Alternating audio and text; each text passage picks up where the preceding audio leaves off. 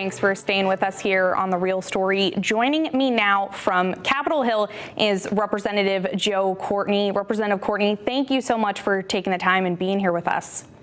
Sure. Thanks, Emma, and thanks for the invitation. Of course. So we know it's been really busy down there on Capitol Hill recently. Definitely a lot of eyes on some pretty serious congressional chaos recently. You know, people watching this unfold, seeing some division and dysfunction in the House. But from where you're at, what's the feeling on the floor and in the chambers right now? It's really universal that everyone's glad that the floor is reopened, and we were effectively shut down for 3 weeks. And given all the important to-do items, just in terms of funding the government, and then with external events, obviously picking up speed and really creating real need for Congress to respond. That's good that we're open. Again, the question in terms of just whether we found pathway forward in terms of really trying to achieve those goals still remains to be seen. But again, open is better than closed. Absolutely. So let's talk specifically here about AUKUS, the security partnership between the U.S., Australia, and the U.K. You've really played a major role in this. And of course, Connecticut's electric boat is meant to be the submarine supplier for this. You were just with the Australian Prime Minister. We know some things were held up because of, as what we just talked about, some of that chaos in the House. But tell me where AUKUS and those submarine purchases stands right now.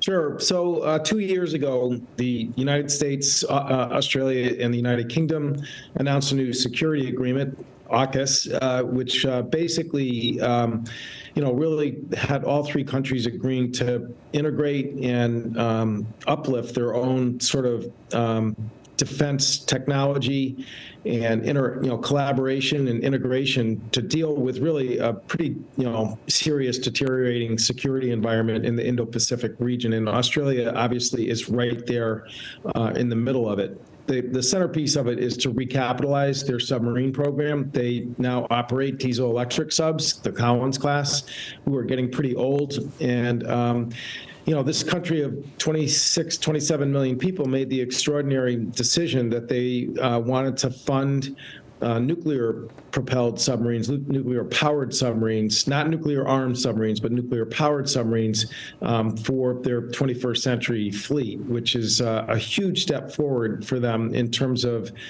both manning, and having stewardship of these submarines, but as well, building up their own industrial base.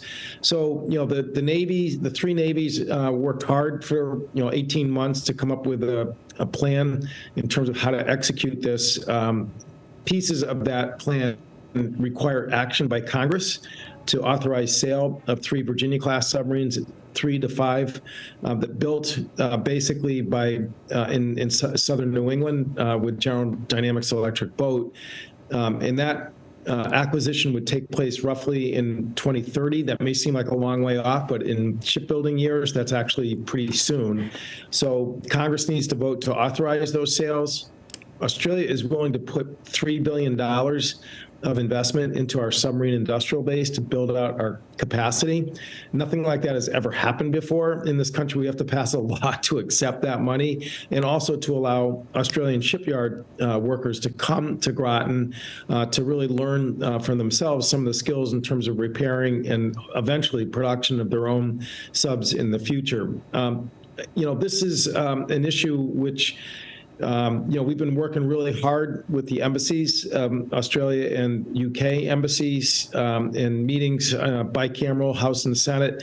The legislative proposals kind of came over late to get them into this year's defense bill, but we're feeling really good as we get closer to the conference process on the National Defense Authorization Act, which will probably be voted on sometime in December, that we may actually be able to pull this off. So that explains why we had the Prime Minister in Washington. Right.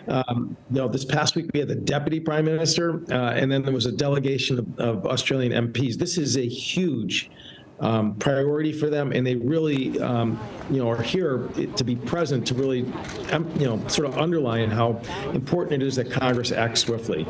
And you talked about it being pretty long in shipbuilding years, looking ahead to 2030, For context, just how long and how much does each submarine take, both time-wise and money-wise?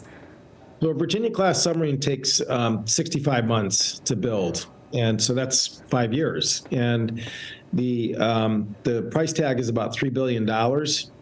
Again, I mentioned there's $3 billion that Australia wants to invest in our submarine industrial base. That's just in terms of shipyard capacity, technology, et cetera. They're going to purchase these submarines. These are not going to be given to them. And but as I said, this is a huge undertaking. Again, it's just a mega jump for them in terms of their own capabilities. They have a good Navy, and they have good submariners, but operating a nuclear-powered submarine is just a whole nother level of complexity. And they're already training up, by the way, in Navy bases in terms of just, again, getting proficient in terms of that skill.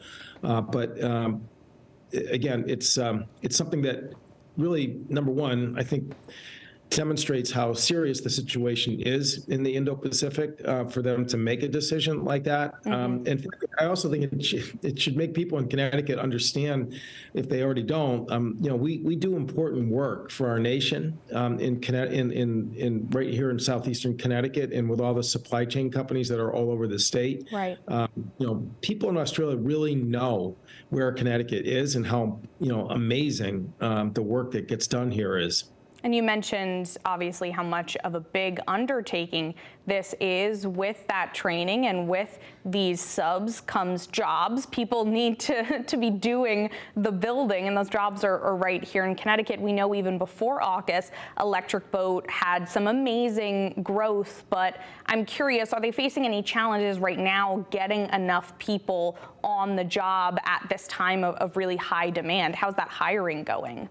It's going great. And I would just say they have defied all the conventional wisdom this year with a hiring target of 5,750 people, again, both in Rhode Island and Connecticut. 2/3 of the workforce is in Connecticut, 1/3 in Rhode Island. But really, they are on track to hit that goal. Again, that didn't just happen overnight or because they're running great TV ads, which I think a lot of people have seen lately. It's because we've really built up some really good job training programs that are free and really accelerated for people to take advantage of and get to the entry level point where they can come on board and help with the process. They signed a great labor contract a couple of weeks ago, a 5-year labor contract.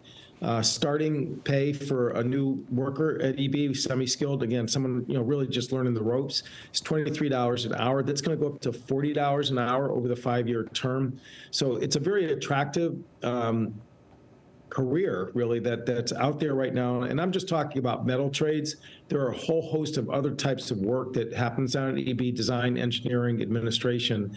And frankly, for your listeners, encourage you to go to their website, look around for job fairs, because this is not going to be just a 1-year event. I mean, this is something that's going to be recurring really for the next decade.